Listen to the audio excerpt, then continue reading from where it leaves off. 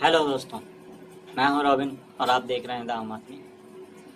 दोस्तों, आज हम बात करेंगे भारत में रहने वाले कुछ ऐसे लोगों की जो खाते तो भारत की हैं, रहते तो भारत में हैं, लेकिन बात करते हैं पाकिस्तान की। जी हाँ, आपने सही सुना। ये वो लोग हैं जिनमें आपको कहीं ना कहीं एंटी इंडिया एलिमेंट मिल जाएगा, और ये कोई छुपी बात नहीं है। ये वो लोग हैं जो पाकिस्तान के इमरान खान को मसीहा बता देते हैं। ये वही लोग हैं जो पाकिस्तान के प्राइम मिनिस्टर इमरान खान को नोबेल प्राइज़ की बात देने की वकालत करते हैं। ये वही लोग हैं जो भारत को लिंचिस्तान बता देते हैं। ये वही लोग हैं जो भारत में भगवा आतंकवाद के शब्द का जन्म कर देते हैं। ये वही लोग हैं जो बताते हैं कि किस तरह मेजॉरिटी माइनॉरिटी को दबा रही है, असलियत इसके उलट ही है। ये वही लोग हैं जो ये बताते हैं कि कैसे कश्मीर में इंडियन आर्मी कश्मीरी लोगों के हकूक़ को, यानी कि उनके हक को, उनकी आवाज़ों को दबा रही है, और जबकि ऐसा होता कुछ नहीं है। ये वही लोग हैं जो एंटी इंडिया प्रोपेगेंडा चलाते हैं। ये वही लोग हैं जो टाइम टाइम पर भारत सरकार का विरोध करते हैं। विरोध करना चाहिए, उसमें कोई तक नहीं है, संविधान आपको अधिकार देता है। लेकिन जब भारत विरोध में जब आप देश विरोधी बातें करने लग जाते हैं, तब प्रॉब्लम खड़ी होती है। ये वही लोग हैं जो आज़ादी चाहते हैं। जी हाँ, आपने बहुत बार ये सब टीवी चैनलों पे सुना होगा कि आज़ादी गैंग, टुकड़े गैंग। लेकिन ये टुकड़े टुकड़े गैंग और ये आज़ादी गैंग है क्या? आज हम इसी पर बात करेंगे। इस आज़ादी गैंग के जनक हैं कन्हैया कुमार।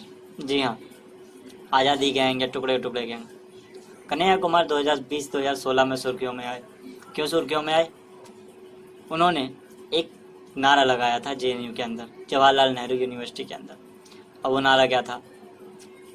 भारत तेरे टुकड़े होंगे इंशाअल्लाह इंशाअल्लाह, एंड अफजल हम शर्मिंदा हैं, तेरे कातिल जिंदा हैं। जी हाँ, आपने सही सुना। कन्हैया कुमार ने यह नारा लगाया था कि भारत तेरे टुकड़े होंगे इंशाअल्लाह इंशाअल्लाह। अब आप सोच सकते हैं कि इस एक नारे से उनके अंदर एंटी इंडिया एलिमेंट कितना है, यानी कि वो भारत के टुकड़े चाहते हैं। और कैसे? इंशाअल्लाह इंशाअल्लाह। जी हाँ। और दूसरे वो एक और नारा लगाते हैं कि अफजल हम शर्मिंदा हैं, तेरे कातिल जिंदा हैं। अब अफजल कौन था? अफजल गुरु। जो लोग नहीं जानते मैं बता देता हूँ। अफजल गुरु 2003 का वो मास्टरमाइंड आतंकवादी है जिसने 2003 में संसद में अटैक करवाया था, जो पूरा का पूरा पाकिस्तान स्पॉन्सर्स था। ऐसे आतंकवादी की वकालत ये लोग करते हैं। ऐसे आतंकवादियों के लिए ये श्रद्धांजलि रखते हैं और सड़कों पर मोमबत्ती यानी कि कैंडल मार्च निकालते हैं, सड़कें जाम करते हैं, रोड ब्लॉक करते हैं। यहाँ तक कि सुप्रीम कोर्ट को भी कटघरे में खड़ा कर देते हैं कि सुप्रीम कोर्ट सिर्फ एक पक्ष की बात सुनती है। ये वो लोग हैं जो राष्ट्रगान पे खड़ा होना नहीं चाहते, जो कहते हैं कि राष्ट्रगान पे खड़ा होना मेरी आज़ादी के विरुद्ध है। मैं जब चाहूँगा राष्ट्रगान पे खड़ा होऊंगा और जब चाहूँगा नहीं खड़ा होऊंगा। ये वही लोग हैं जो पुलवामा अटैक के बाद सर्जिकल स्ट्राइक की बात करते हैं, और जब सर्जिकल स्ट्राइक हो जाती है तो भारत सरकार से सबूत मांगते हैं। ये वही लोग हैं जो भारत में रहने वाली एक मेजोरिटी को, एक बहुत बड़ी मेजोरिटी को, सिर्फ एक व्यक्ति की कुछ गलत हरकतों से पूरी की पूरी मेजोरिटी को दोषी ठहरा देते हैं। लेकिन दूसरी तरफ जब आतंकवादी घटनाएं होती हैं तब ये कहते हैं कि आतंकवाद का कोई धर्म नहीं होता। तो आप देख सकते हैं इनकी बातों में कितना विरोधाभास है। जी हाँ। दूसरे नंबर पे आती हैं शैला रशीद। शैला रशीद भी जेएनयू में पढ़ती हैं, अपनी पीएचडी कर रही हैं और वहाँ की यूथ ब्रिगेड की प्रेसिडेंट हैं। शैला रशीद वैसे तो वो एक एक्टिविस्ट भी हैं, कश्मीर में उनके बहुत ज़्यादा एक्टिविज्म होता है। लेकिन पिछले साल 2019 में 6 अगस्त 2019 को जब बीजेपी सरकार ने धारा 370 हटाई, उसके बाद शैला रशीद कुछ ज़्यादा एक्टिव हो गई और उन्होंने उसके बाद एक न जाने कितने ही फेक ट्वीट किए, जिसमें ये लिखा गया कि भारतीय आर्मी लोगों को घरों में जा जाकर मार रही है, इंडियन आर्मी लोगों को सड़कों पे मार रही है, सड़कों पे खून बहा रही है, एक 70 साल के व्यक्ति को मार दिया, एक 40 साल के बूढ़े व्यक्ति को मार दिया, राशन नहीं पहुंच रहा है लोगों को, सप्लाई नहीं हो रही है, कम्युनिकेशन ठप है, और न जाने क्या क्या बकवास की उन्होंने अपने ट्विटर में। लेकिन प्रॉब्लम क्या है? प्रॉब्लम यह है कि जब इन ट्वीट की सफाई देने के लिए इंडियन आर्मी के चीफ को आना पड़ता है और वो ये बोलते हैं कि ऐसा कुछ भी नहीं है और ये सारे ट्वीट बेसलेस और निराधार हैं। तो आप सोच सकते हैं कि इन लोगों ने अपनी जड़ें कितनी गहरी बना रखी हैं कि एक ओहदे को, एक इंडियन आर्मी चीफ को, एक डेजिग्नेटेड ओहदे को नीचे ट्वीट करके ये बताना पड़ता है कि नहीं ऐसा कुछ भी नहीं है। तीसरे नंबर पे आती हैं बरखा दत्त।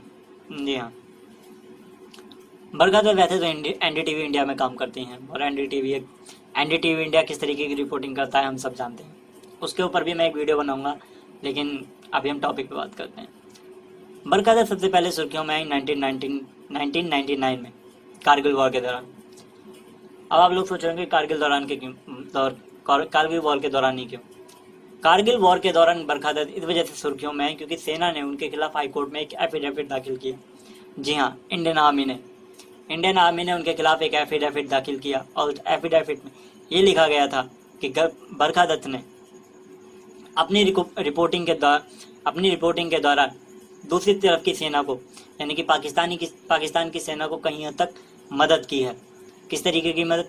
कि भारतीय सेना के सीक्रेट्स इधर से उधर किए हैं या फिर भारतीय सेना की जानकारियां उन्हें पहुंचाई हैं, जिससे पाकिस्तानी सेना को भारतीय सेना की एग्जैक्ट लोकेशंस और उनके एक्शन प्लान्स के बारे में कि वो किस तरीके से काम करेगी उसके बारे में बहुत ज़्यादा हेल्प मिली। इसके खिलाफ बरखा दत्त के खिलाफ इसके लिए इंडियन आर्मी ने बरखा दत्त के खिलाफ एक एफिडेविट दाखिल किया जिस पे सुनवाई चल रही है। वो केस अब भी सुप्रीम कोर्ट में चल रहा है। तो आप लोग देख सकते हैं कि किस तरीके से ये लोग भारत के, और सिर्फ किस तरीके से ये लोग भारत के एंटी इंडिया प्रोपेगेंडा को हमेशा आगे बढ़ाने के लिए तत्पर रहते हैं। ये वही लोग हैं जो भारत को लिंचिस्तान बता देते हैं, ये वही लोग हैं जो भारत को इंटॉलरेंट बता देते हैं, ये वही लोग हैं जो भारत में ये बता देते हैं किस तरह की हिंदुत्व की राजनीति हो रही है।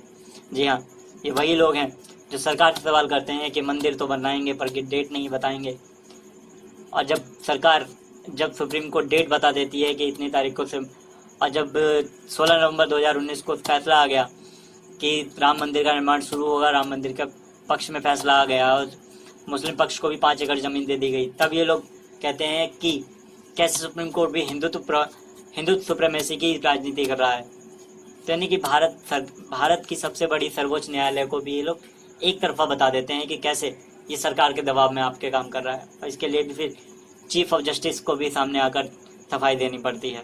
सफाई तो नहीं, लेकिन आप उनके इंटरव्यू देख सकते हैं, उन्होंने किस तरीके की बातें की हैं और किस तरीके से बताया कि जब तक इन लोगों के पक्ष में फैसले आते रहेंगे तब तक तो ये शांत रहेंगे, लेकिन अगर इनके पक्ष में फैसला नहीं आएगा तो फिर ये सरकार को भी देश विरोधी बता देंगे, सरकार को माइनॉरिटी विरोधी मुस्लिम विरोधी बता देंगे, सुप्रीम कोर्ट तक को मुस्लिम विरोधी माइनॉरिटी विरोधी बता देते हैं। तो आप लोग सोच सकते हैं कि इन लोगों के दिमाग के अंदर या फिर इन लोगों में कितनी घृणा है भारत के लिए। ये वही लोग हैं जो मुस्लिम पक्ष की बात तो उठाते हैं, मुस्लिम पक्ष की बात उठाने की बात तो करते हैं कि मुस्लिम पक्ष के ह्यूमन राइट्स की बात करते हैं, लेकिन जब इन पे चाइना पे सवाल उठाए जाते हैं, जो चाइना में उइगर मुसलमानों के साथ चाइना कर रहा है, उस पर इन पे सवाल पूछो तो ये लोग चुप हो जाते हैं, उस पर ये लोग बात नहीं करते। तो ये भी इनका एक हिपोक्रेसी है जो सामने आ जाती है। तो ये कुछ बातें थी जो मैं आप लोगों के साथ शेयर करना चाहता था। आज की वीडियो में बस इतना ही।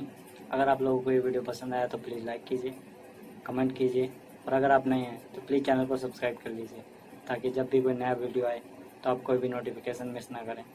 और मैं आपसे मिलूँगा नेक्स्ट वीडियो में। तब तक के लिए अपना ध्यान रखें, खुश रहें। जय हिंद, वंदे मातरम।